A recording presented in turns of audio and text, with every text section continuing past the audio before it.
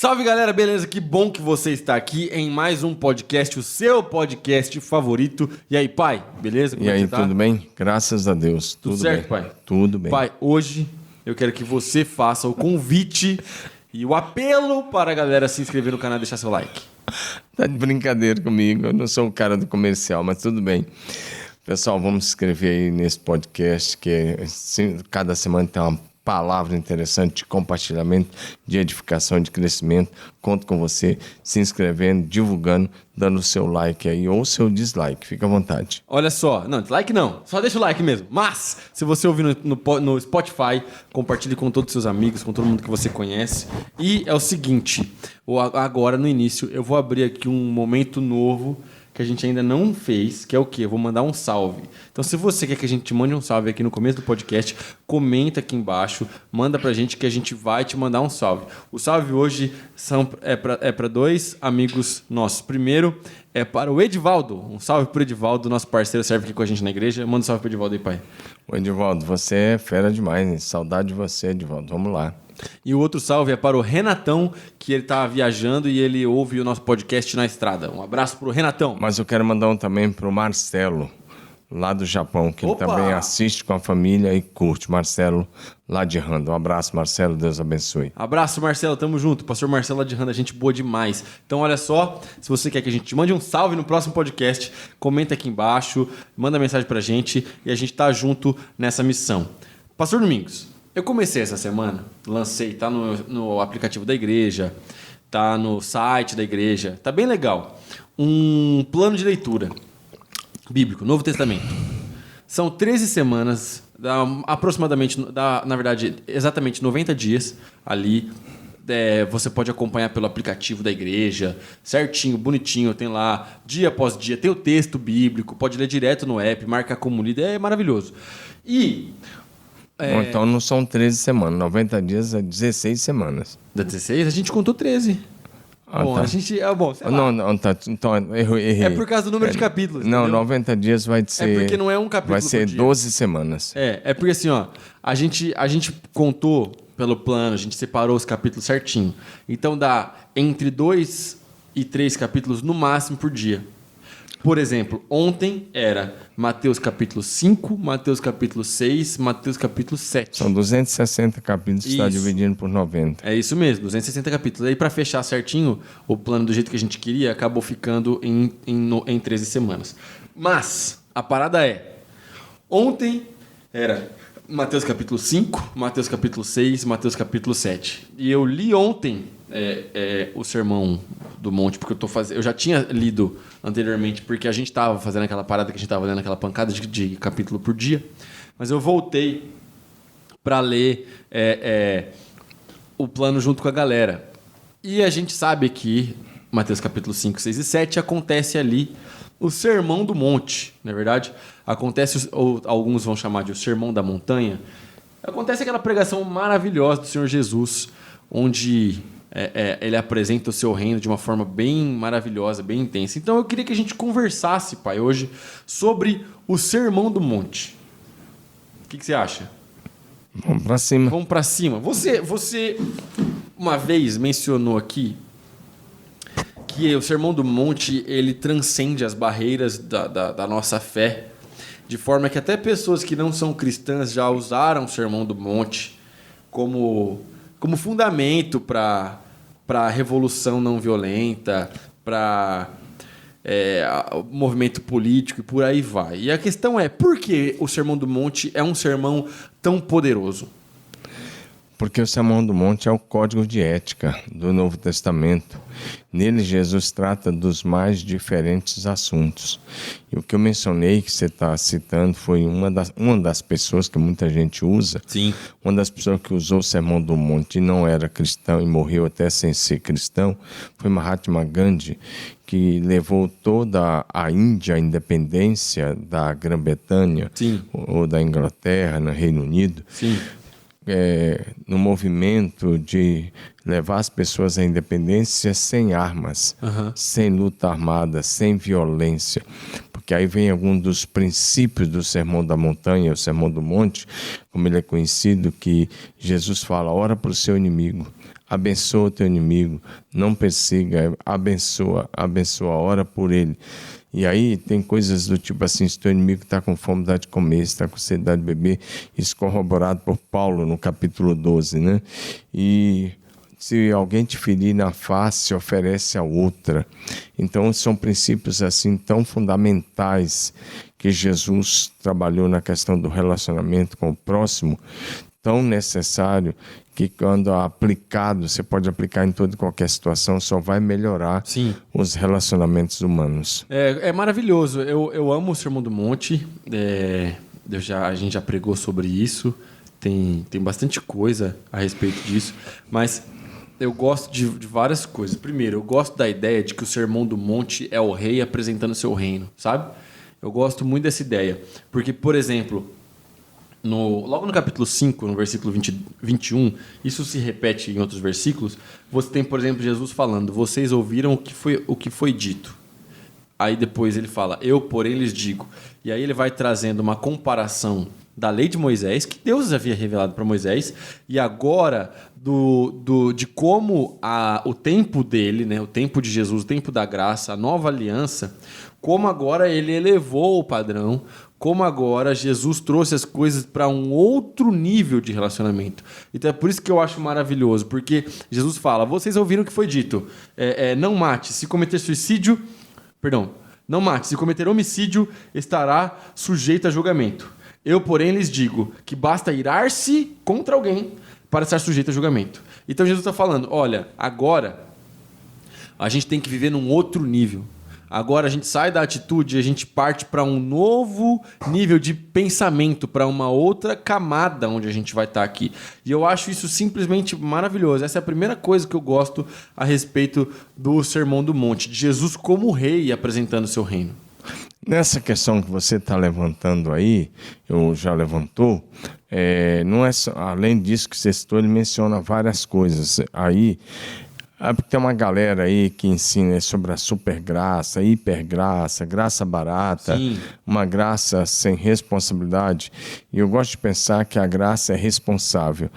Eu gosto de pensar que é como se tivesse um padrão e Jesus vem e coloca um novo padrão muito acima do padrão do Velho Testamento, né?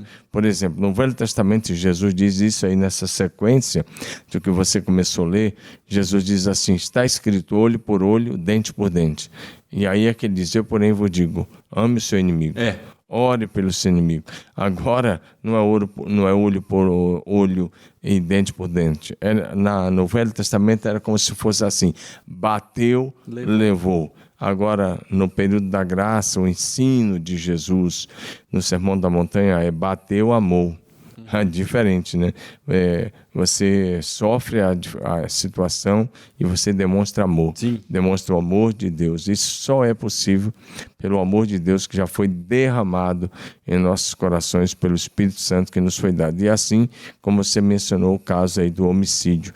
No Velho Testamento, uma pessoa para matar teria que matar mesmo. Para ser homicídio, teria que tirar a vida de outra pessoa.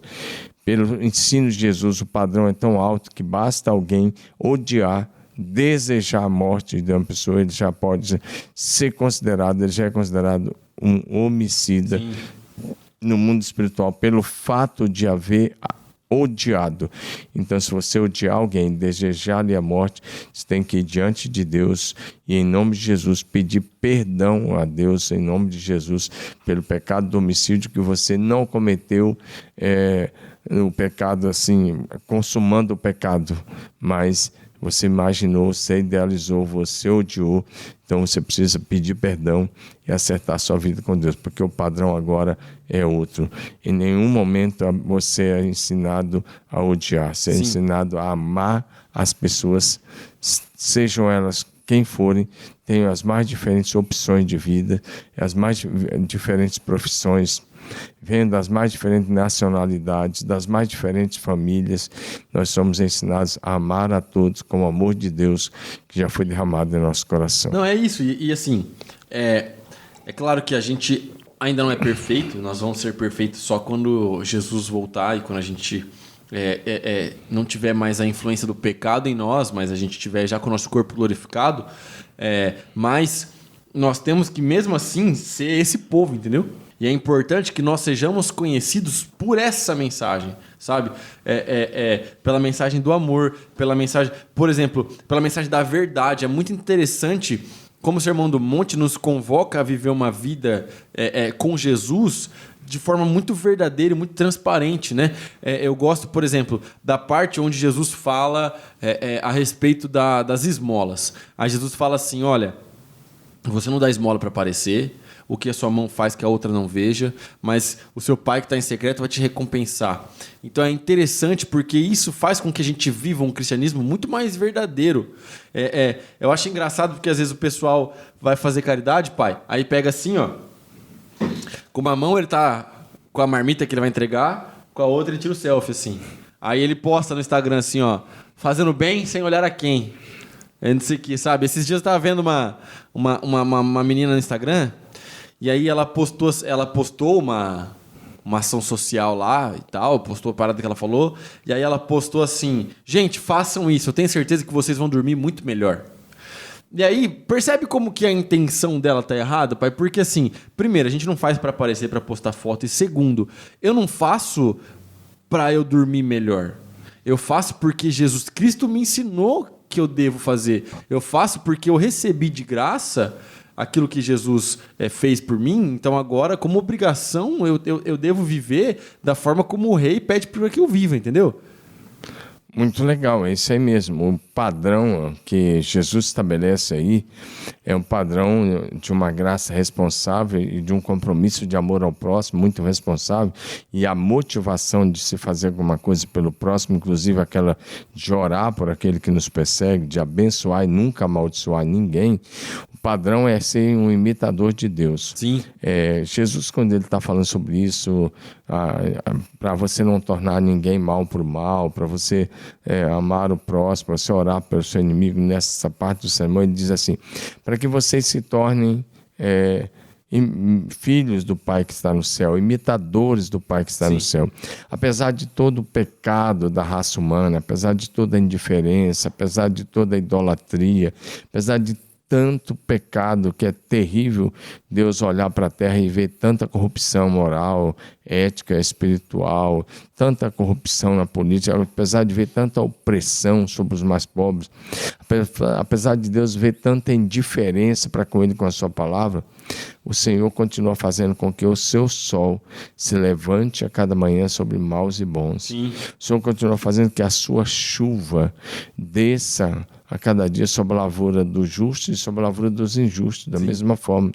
O Senhor continua fazendo com que a natureza esteja se renovando a cada dia, que a face da terra se renove para produzir os seus frutos a cada temporada, cada estação. O Senhor continua fazendo com que o mar continue produzindo os seus peixes e os frutos do mar, para a gente continue se alimentando. Então, não há nada nos céus e na terra que não tem a mão de Deus cuidando, protegendo e olhando para nós e nos abençoando, porque não há nada que o homem faça que não tenha passado pela bênção de Deus. Sim. Se você falar assim, não, mas eu arei a terra, eu falo, quem criou a terra? Quem fez a terra fértil? Foi Deus. Quem envia a chuva? Sim. Aí eu irriguei, tá bom. Então quem criou a água e colocou lá para você irrigar? Então não há nada que você possa fazer que você não esteja diariamente experimentando a bondade de Deus. Quando a Bíblia, então, quando Jesus ensina o Sermão da Montanha e nos ensina a praticar esses mais diferentes princípios e valores absolutos da palavra de Deus, ele está dizendo, faça isso não para aparecer, faça isso para ser imitador do Pai que está no céu. Faça isso porque você é um filho de Deus, um representante de Deus. Sim. Faça isso porque o seu coração precisa estar alinhado com o coração de Deus. E se você está alinhado com o coração de Deus, ele derrama o seu amor no seu coração, você pode demonstrar amor ao seu próximo sem nenhum problema. E existe um paralelo ali, né? Igual você falou, faça isso não para aparecer, mas faça isso porque você é filho de Deus, porque você é servo de Jesus. E existe existe um paralelo ali, porque Jesus estava falando também, e ele estava fazendo um contraste com os religiosos da época, né? Isso que é maravilhoso, porque assim, os religiosos da época, eles se comportavam exatamente da maneira como Jesus estava repudiando, entendeu? Ele falava assim, ó, não façam como esses caras que vão lá orar e eles ficam batendo no peito, eles ficam orando altão para todo mundo ver, para chamar atenção. Não façam que esses caras, quando estão fazendo jejum, que eles fazem questão de todo mundo ver que eles estão fazendo jejum e que eles... não, pelo contrário, levanta, toma banho, lava o rosto, muda o semblante, porque quem vai te recompensar é Deus que está em secreto. Então isso é incrível. Jesus está trazendo uma comparação entre o sistema religioso, entre a forma como o mundo encara as coisas e entre a forma como o reino de Deus é para ser estabelecido. E a segunda coisa que eu gosto muito do Sermão do Monte é que é um convite ao discipulado. Não um convite ao discipulado igual a gente fala do 1 a 1. Eu sou discípulo do Pastor Domingos. Mas é um convite ao discipulado do Senhor Jesus. É Jesus Cristo nos chamando. Essa ideia não é minha, essa ideia é de um livro chamado Discipulado, que é um livro maravilhoso. Mas essa ideia é o Senhor Jesus Cristo nos chamando para essa caminhada. Porque a gente só consegue essa transformação de mente se nós caminharmos com Cristo. Então, voltando à questão que você falou da oração, e os fariseus iam para a praça fazer oração bem alto nas praças para que as pessoas vissem. Sim. Para que as pessoas passassem, olhassem para ele e falassem, ó, que homem religioso. Talvez alguns até falassem, eu queria ter um filho assim. Só que isso era só para ser visto, era só de capa, era de boca para fora. E Jesus repudiou esse tipo de coisa. Quem precisa nos ver quando fazemos alguma coisa ao próximo ou quando oramos é Deus. Quando você ora para ser amigo de Deus, conhecido no céu e temido no inferno. Você não ora para ser visto por alguém, porque isso é só uma capa da religiosidade que perdeu a espiritualidade. E quando você perde a espiritualidade, você tenta fazer isso para ser visto, para tentar manipular as pessoas por uma espiritualidade que você não possui. Então, Jesus está corrigindo essas coisas, e uma das coisas que ele diz lá sobre a oração é: entra no seu quarto e ora ao seu Pai que está no céu. E essa questão do Sermão da Montanha como um todo, ali nós temos um padrão. Um padrão que é estabelecido por Jesus, da graça que ele vem nos oferecer e do estilo de vida que ele quer que vivamos. Sim. Todo cristão que se preza precisa ler o Sermão da Montanha de vez em sempre para ver se está dentro daquele padrão. Se você olhar para o padrão de todo o Sermão da Montanha, são 3 capítulos, Mateus 5, 6 e 7. Se você ler e analisar, você vai ver se você está dentro daquele padrão. Sim. Que foi estabelecido pelo próprio Jesus como um padrão de fé e de vida cristã no Novo Testamento, um padrão bem mais alto do que o que havia no Velho Testamento. E como eu já falei, a perfeição a gente ainda não atingiu, mas a gente percebe essas marcas na igreja, né? A gente percebe as marcas do Sermão do Monte, a gente percebe essas características no nosso povo. É claro que sempre as pessoas às vezes cometem erros e líderes erraram, a igreja teve problemas, mas no todo, nós sempre fomos conhecidos como o povo que levantou essa bandeira. Então, acho que a gente precisa recuperar essa mentalidade e pensar a respeito disso, porque a igreja é essa galera. A igreja é a galera que não devolve o mal com o mal, mas e sim o mal com o amor de Deus. Nós, bem-aventurados os pacificadores, nós somos os pacificadores, nós não somos os que estimulam a guerra, a briga. Não, pelo contrário, a gente concilia as pessoas, a gente está aqui para trazer de volta as pessoas para o amor de Jesus Cristo. E isso é maravilhoso demais. Essa questão do amor de Deus ela é demonstrada em todos os aspectos, desde lá do Velho Testamento. Jesus vem e ele demonstra esse amor de uma maneira muito especial, inclusive citando o que eu já mencionei: sol, chuva, o cuidado de Deus, a bênção de Deus, o favor de Deus, Sim. O amor de Deus, a misericórdia de Deus. O fato de Deus nos ouvir é misericórdia, a graça, a manifestação do amor de Deus. Sim.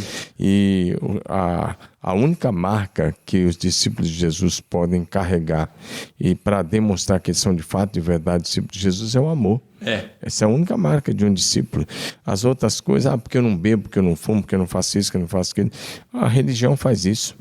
Está cheio de gente ímpio que nem crê em Deus, que também não bebe, não fuma, não rouba, é honesto. Está cheio de gente que nem crê. Você nem precisa crer em Deus ser isso. Se a tua fé, se você se diz cristão só porque não bebe, não rouba, não traz esposa, não fuma, não comete alguns pecados que todo mundo conhece aí, isso aí até qualquer um produz. Basta ter disciplina e boa educação.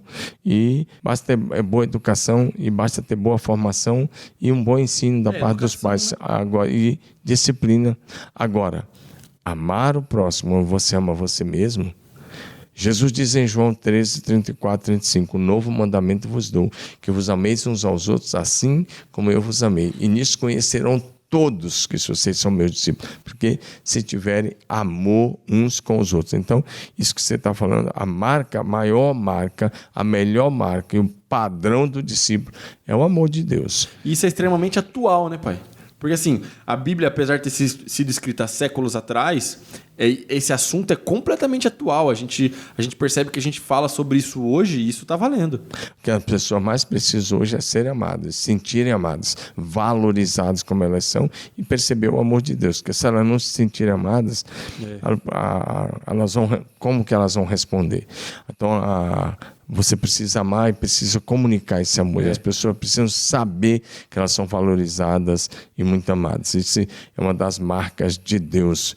E aí, outra coisa que nós aprendemos no Sermão da Montanha, que eu acho muito interessante, é quando Jesus chega e fala assim, vocês são a luz do mundo. Assim brilha a vossa 22, luz. Né?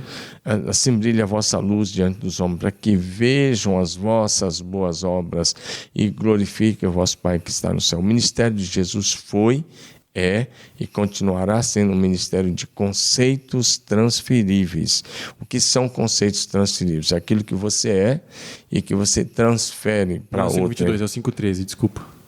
É 5:13, né? A 14 até 16, né?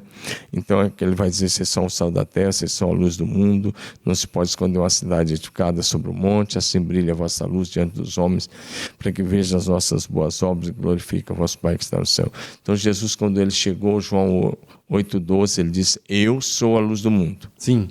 Quem me segue não anda em trevas, mas terá a luz da vida. Agora, quando ele está transferindo o ministério para os seus discípulos, ele diz: vocês são a luz do mundo.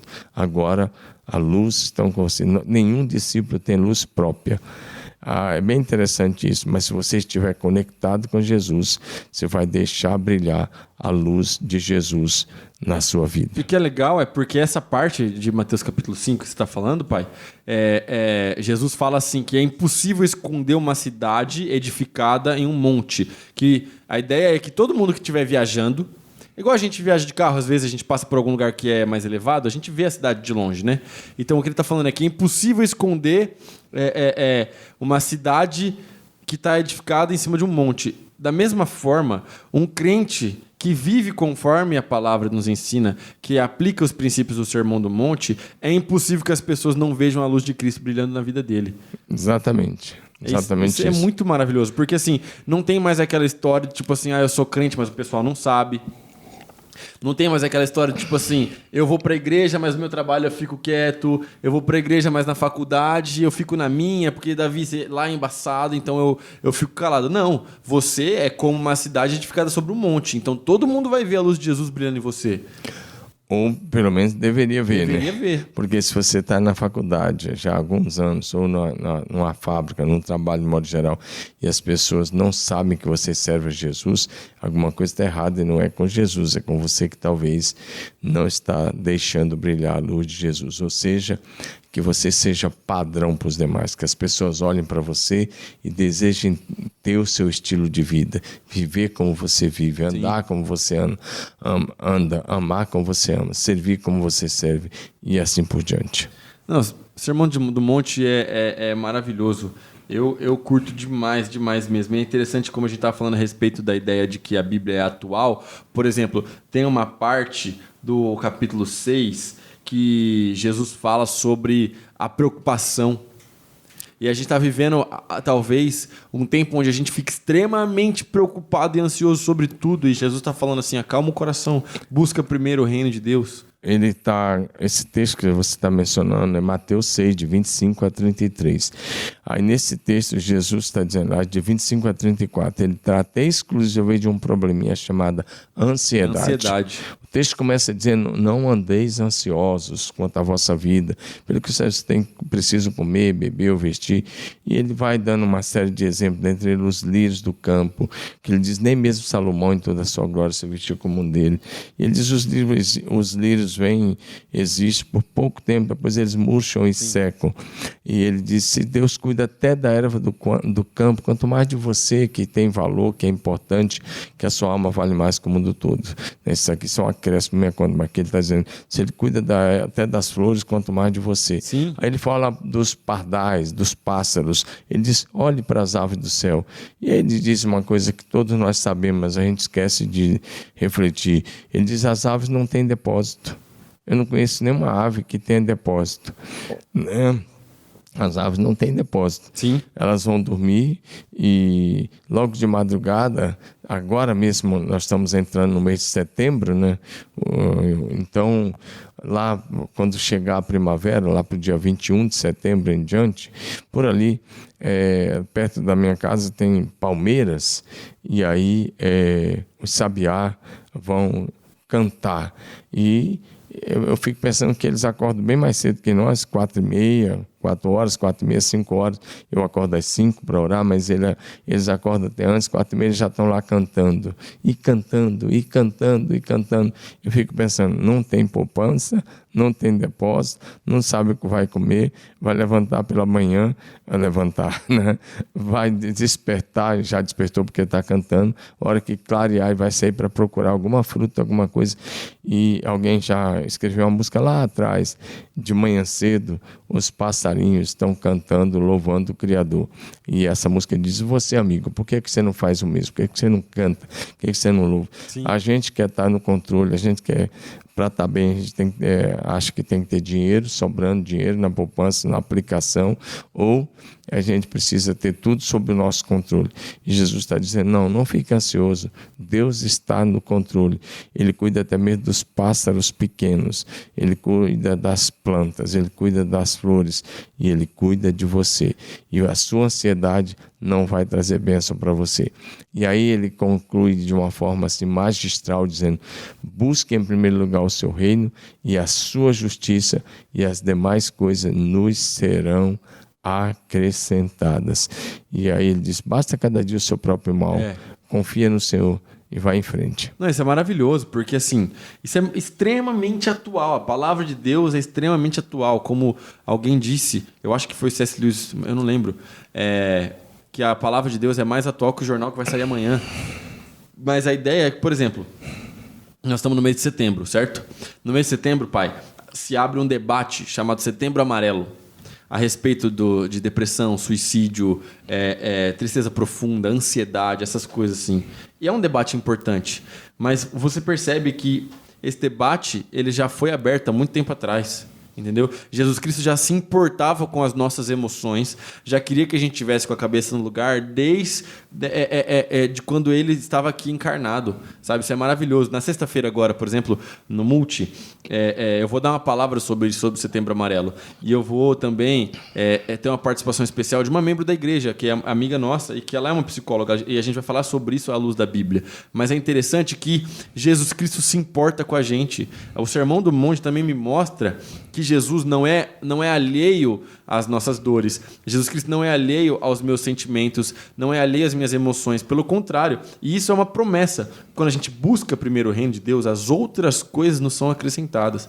Então, isso é uma promessa de Jesus para nós, entendeu? Então, a gente tem que começar a viver de acordo com as promessas da palavra, porque realmente a ansiedade ela vai nos cegar. A ansiedade vai nos impedir de ver o agir de Deus ao nosso redor e de ver que Deus está ali, que Jesus está cuidando da gente.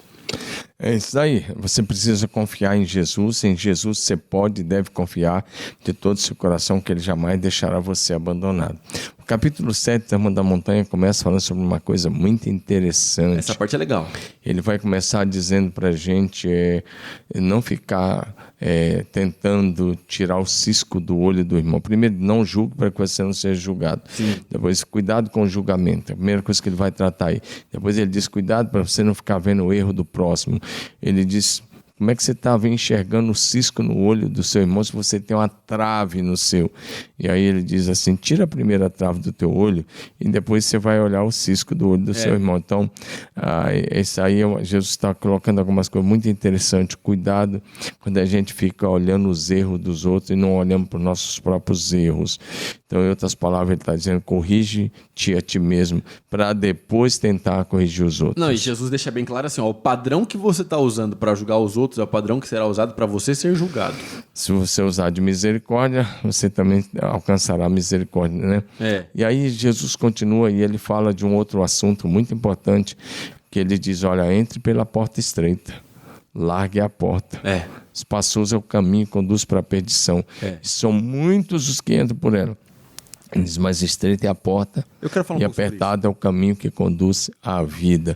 Ele está dizendo, ó, se você quer andar comigo, a porta é estreita e o caminho, a porta é apertada e o caminho é estreito. E esse caminho estreito é Jesus e essa porta é o próprio Jesus. Lembra de um quadro antigo, pai? Um quadro antigo. Tinha em várias igrejas batistas, que era um quadro que ele representava o caminho estreito e o caminho largo. Você lembra desse quadro? Sim. Todas as igrejas tinham esse quadro. Eu lembro que eu já vi esse quadro algumas vezes, mas é interessante que quando eu era mais menino, eu até preguei sobre isso uma vez, porque eu olhava, de verdade, pai, agora, e eu achava, é óbvio que eu sabia que eu tinha que escolher o caminho estreito, você já tinha me ensinado, mas eu olhava o caminho estreito e eu achava o caminho estreito muito chato. Porque aquele quadro representava o caminho estreito, e na caminho estreito todo mundo era fazendeiro.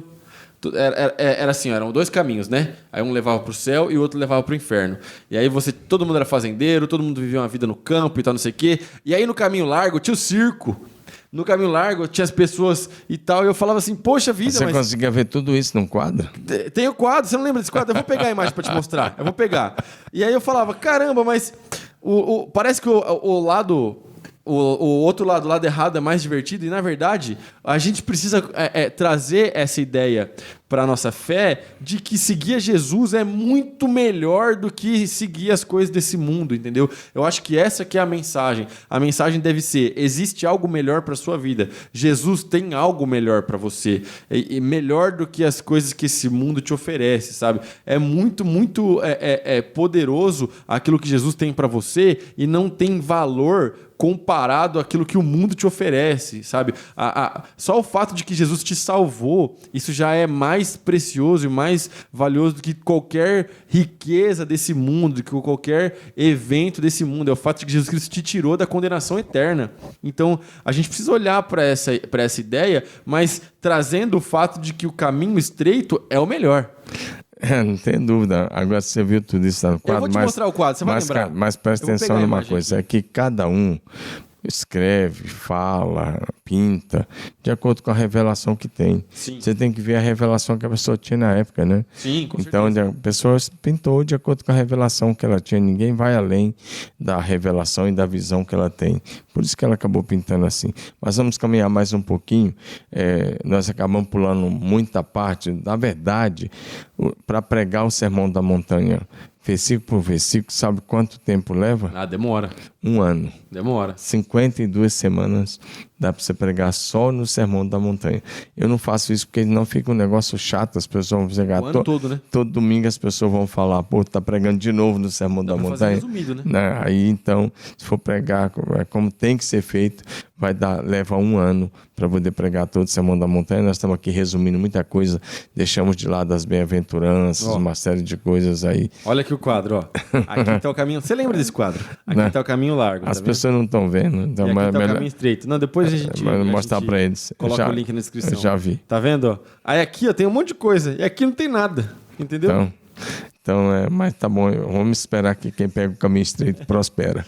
Agora, Em nome de Jesus.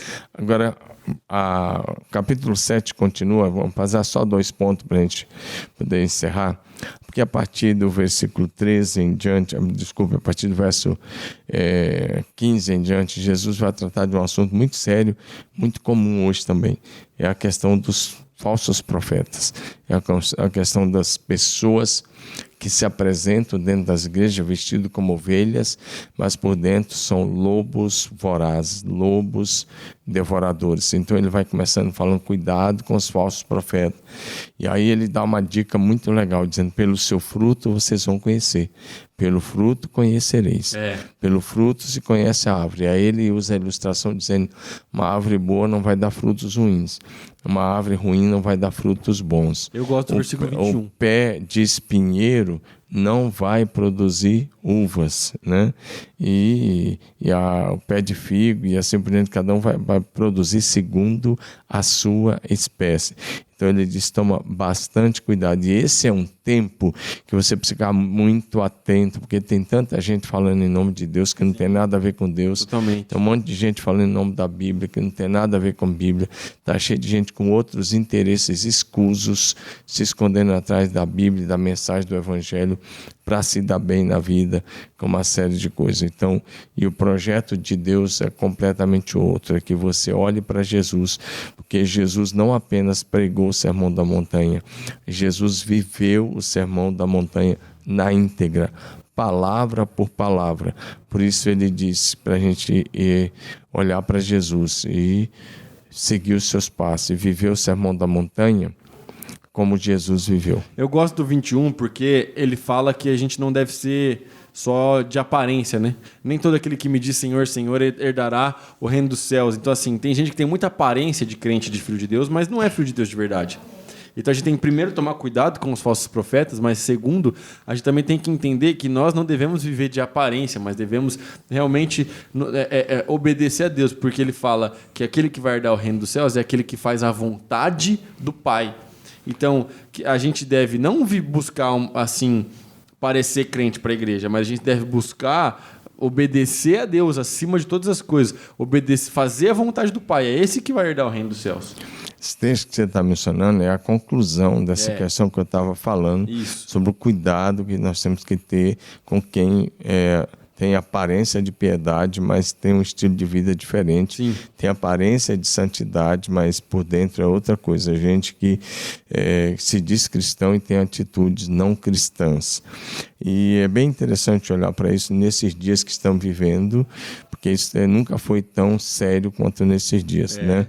Esse texto, Mateus 7, 21, ele vai dizer, nem todo que me diz Senhor, Senhor, entrará no reino dos céus, mas aquele que faz a vontade do meu Pai que está no céu.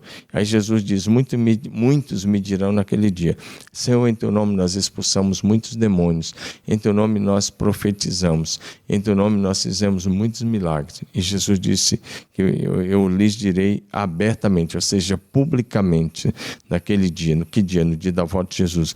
Eu vou dizer publicamente a esse, apartai-vos de mim, vocês praticaram a iniquidade. Então, às vezes, a gente valoriza tanto um cara porque ele expulsa demônio, ou porque ele realiza uma cura. Para expulsar demônio, para realizar uma cura, a pessoa pode fazer isso até sem ser crente, até sem ser convertida. Desculpa dizer isso, não fique chocado.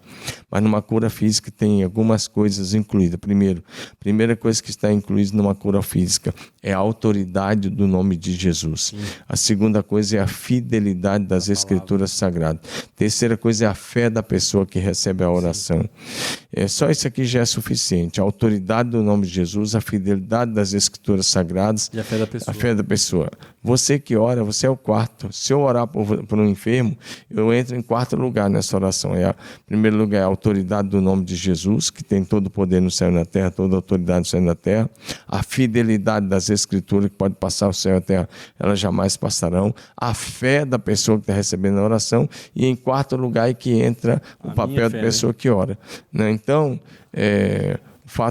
por isso que muita gente vai ter, no último dia vai dizer, eu expulsei demônio, eu curei, eu profetizei. Jesus vai dizer, não conheço vocês praticaram a iniquidade, a motivação era outra, você só queria se dar bem. E é por isso que a gente conhece a árvore pelo fruto, que se é para a gente seguir pastores e líderes e pessoas, a gente tem que seguir eles pelos frutos e não só pelo barulho, entendeu? Não só pelo sinal. É muito interessante isso, eu gosto demais, porque a gente é parte do Global, já citei o Global aqui algumas vezes, e lá a gente vê realmente os pastores que eles têm fruto. Sabe aquela história assim, daquele jogador pouca mídia e muito futebol? O cara não aparece tanto, mas o cara joga muito.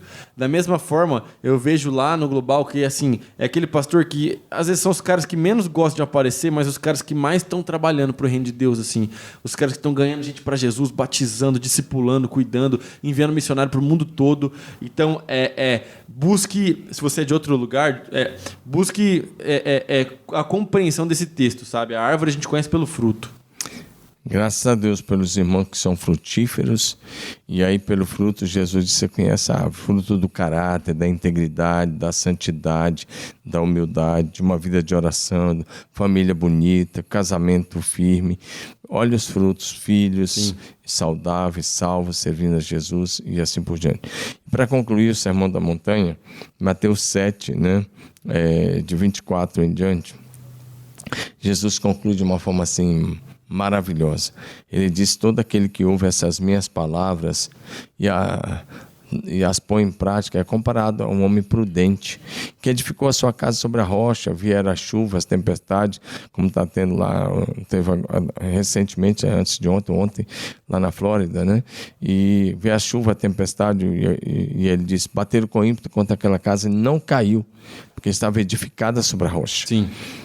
Ele diz: mas aquele que ouve essas minhas palavras e não as coloca em prática é comparado a um homem insensato, louco, que edificou a sua casa sobre a areia. Vieram chuvas, vendaval, tempestade. Ele diz: e aquela casa caiu, e grande foi a sua ruína. Ou seja, se você ouvir a palavra de Deus, se você praticar os princípios da palavra, você vai ser como alguém que edifica a sua casa sobre a rocha. Pode vir o vendaval, pode vir o furacão, pode vir o tufão, pode vir o que vier, não vai cair porque é edificado sobre a rocha. Mas se você não tiver essa edificação sobre a rocha, com muita facilidade suas estruturas vão ruir e você vai cair e vai ser grande a sua ruína. Então, pratique a palavra de Deus, olhe para o Sermão da Montanha, estude o Sermão da Montanha, estude os princípios, são dezenas e dezenas de princípios que Jesus tratou aí para o nosso bem. E os mandamentos de Deus não são penosos, não são pesados. Eles são leves e são para a nossa felicidade aqui na terra e para a nossa felicidade eterna. Aí. O fardo é leve. Eu preguei sobre isso sexta-feira agora, numa pregação, chama Somente o Necessário. Está lá no canal do Ministério Multi. Pode ouvir que você vai gostar. Mas, obrigado, Pai. Foi maravilhoso, lindo demais. E que Deus te abençoe. Fica firme com Jesus. Se inscreva no canal. E se você quer que na semana que vem a gente te mande um salve, comenta aqui embaixo. E o salve vai ser para você. Tamo junto. Valeu, Deus abençoe. Obrigado, Deus abençoe a todos. Paz.